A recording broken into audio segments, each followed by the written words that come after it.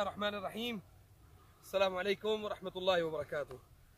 मैं भाई के साथ आया इधर, राहिल भाई के साथ ना सहरा में, यहाँ से गुजर रहे थे तो मैंने कहा कि सहरा की जो है ना वो एक आपको बताऊं कि जो सहराओं में जादू दफन किया जाता है, तो ये अच्छा सहराओं में दफन करने की वजह क्या होती है कि यहाँ पे भी सुभान अल्लाह मुझे थोड़ा सांस चढ़ गया।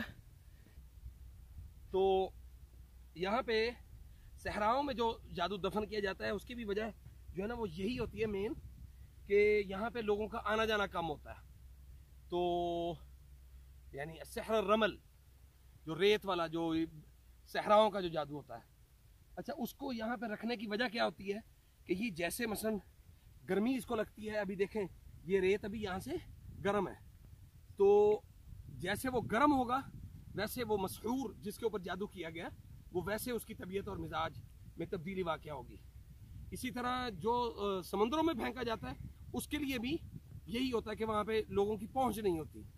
अब यहाँ पे अगर इसको तलाश करना शुरू करें तो बहुत सारी जगहों से हमें ये इस तरह की चीज़ें मिल जाएंगी कि जिसमें हम ये कह सकते हैं कि जो सहर है सहराओं का जो होता है जादू वो ऐसी जगहों पे मौजूद होता है।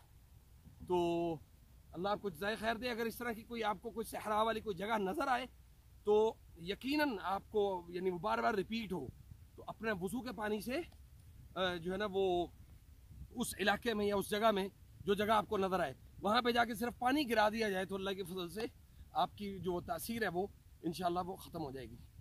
जज़ाकल्लाह खैर।